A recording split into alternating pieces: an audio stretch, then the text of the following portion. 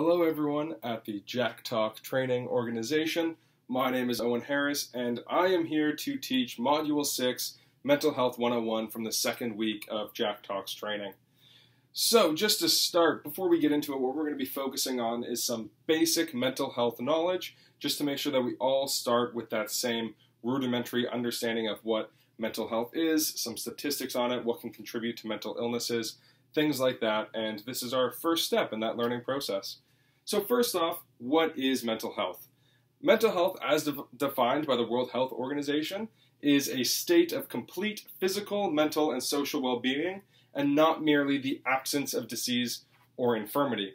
So basically, mental health is just as important as physical health, where physical health is whether or not our bodies are doing well, mental health is whether or not our minds or emotions or feelings are doing well, and especially if they're positive. So it doesn't just mean that you're not sick, it means that you are actually doing well, ideally. So mental health is different from mental illness. Mental health is, you can be good or you can be bad, where mental health illness is specifically focusing on the fact that there is something that is problematic and that we need to deal with. There's a health-related issue, kind of like if you were to have a cold or the flu or cancer for physical health.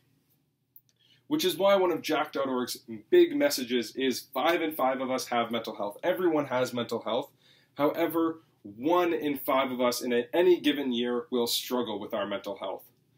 However, only 1/4 of those who are struggling with their mental health will actually get the help that they need, which is one of the big reasons Jack.org exists, is to spread to destigmatize, spread awareness to this issue. So ideally, everyone would get the help that they need. Anyone who is struggling can understand that people are out there to help them, and they just need to get into contact with those proper resources.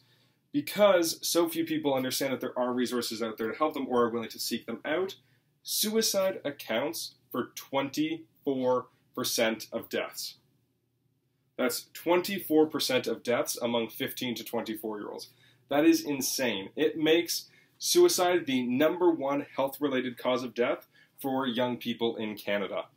Now, there's a lot of different things that lead to mental illness or that can contribute to it or be a factor in why someone is struggling with their mental health, but there's going to be 4 main overarching points that we're going to focus on: biology and genetics, individual environment, culture, and society and structures. First off, for biology and genetics, that could be maybe you have a genetic predisposition.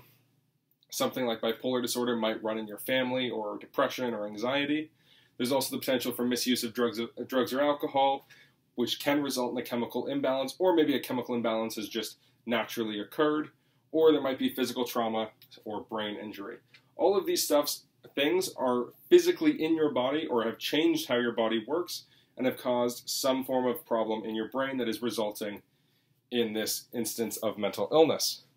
There is also the possibility of an individual environment stimuli resulting in mental illness. So that could be maybe your home life wasn't the best, or when you're at school, things were happening or impacting you that resulted in this mental illness, or you witnessed something, or have some form of trauma or poor nutrition. Anything that was directly impacting you, maybe as you were growing up, or you had one instance that you experienced something, could potentially impact your mental health for a very long time.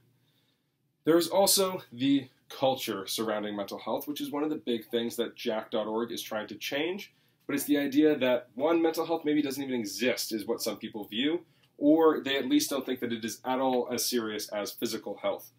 Which means when you then start to have a problem, if this is a view that you've been taught or that people have been telling you, you might not realize that you have a problem, or you might be too ashamed to seek out help. So that culture surrounding mental health is actually going to hinder your mental health and make it even worse.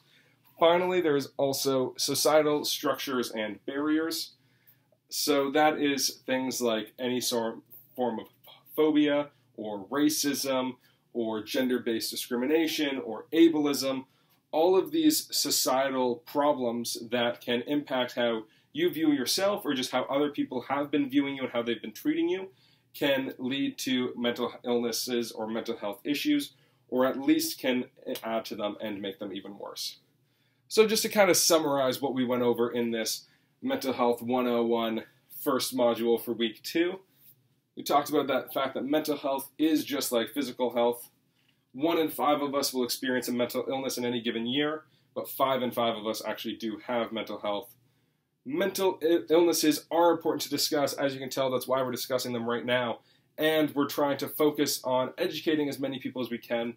That is the purpose of the Jack Talk program. And that mental distress or mental illness has no single cause. It is usually a sum of factors. Some of the 4 factors might be what we listed. There are other factors that may not have fallen into our umbrella, but it is definitely not one thing that causes this problem. It is a collection of things. So I hope you guys now have a firm understanding of Module 6. If you have any questions, please feel free to email me or contact me for any more information. Thank you so much, and I hope you have a great day.